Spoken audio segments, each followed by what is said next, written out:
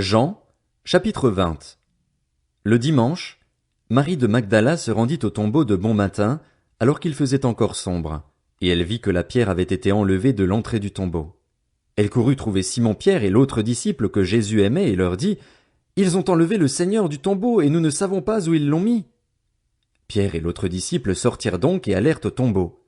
Ils couraient tous les deux ensemble, mais l'autre disciple courut plus vite que Pierre et arriva le premier au tombeau.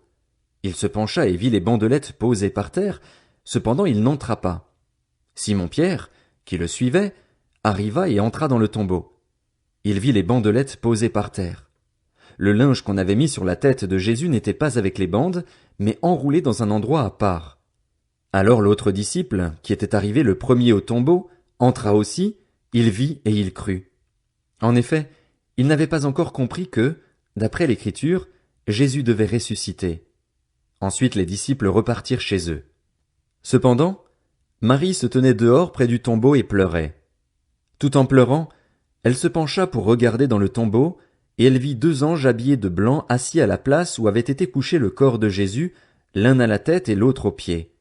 Ils lui dirent, « Femme, pourquoi pleures-tu » Elle leur répondit, « Parce qu'ils ont enlevé mon Seigneur et je ne sais pas où ils l'ont mis. » En disant cela, elle se retourna et vit Jésus debout, mais elle ne savait pas que c'était lui.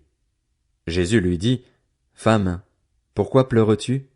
Qui cherches-tu » Pensant que c'était le jardinier, elle lui dit, « Seigneur, si c'est toi qui l'as emporté, dis-moi où tu l'as mis et j'irai le prendre. » Jésus lui dit, « Marie. » Elle se retourna et lui dit en hébreu, « Rabouni, c'est-à-dire Maître. » Jésus lui dit, « Ne me retiens pas, car je ne suis pas encore monté vers mon Père, mais va trouver mes frères et dis-leur que je monte vers mon Père et votre Père, vers mon Dieu et votre Dieu. » Marie de Magdala alla annoncer aux disciples qu'elle avait vu le Seigneur et qu'il lui avait dit cela.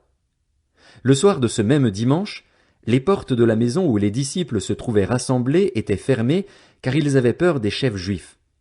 Jésus vint alors se présenter au milieu d'eux et leur dit, « Que la paix soit avec vous. » Après avoir dit cela, il leur montra ses mains et son côté.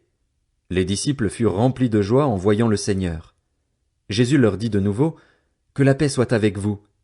Tout comme le Père m'a envoyé, moi aussi je vous envoie. » Après ces paroles, il souffla sur eux et leur dit, « Recevez le Saint-Esprit.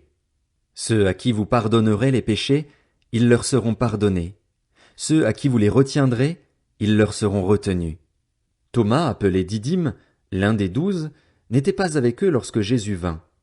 Les autres disciples lui dirent donc, « Nous avons vu le Seigneur. » Mais il leur dit, « Si je ne vois pas dans ses mains la marque des clous, si je n'y mets pas mon doigt et si je ne mets pas ma main dans son côté, je ne croirai pas. » 8 jours après, les disciples de Jésus étaient de nouveau dans la maison et Thomas se trouvait avec eux.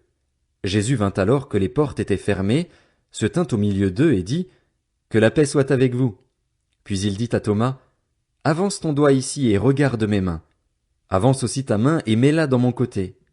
Ne sois pas incrédule, mais crois. » Thomas lui répondit, « Mon Seigneur et mon Dieu. » Jésus lui dit, « Parce que tu m'as vu, tu as cru. Heureux ceux qui n'ont pas vu et qui ont cru. » Jésus a accompli encore, en présence de ses disciples, beaucoup d'autres signes qui ne sont pas décrits dans ce livre. Mais ceux-ci ont été décrits afin que vous croyiez que Jésus est le Messie, le Fils de Dieu, et qu'en croyant vous ayez la vie en son nom.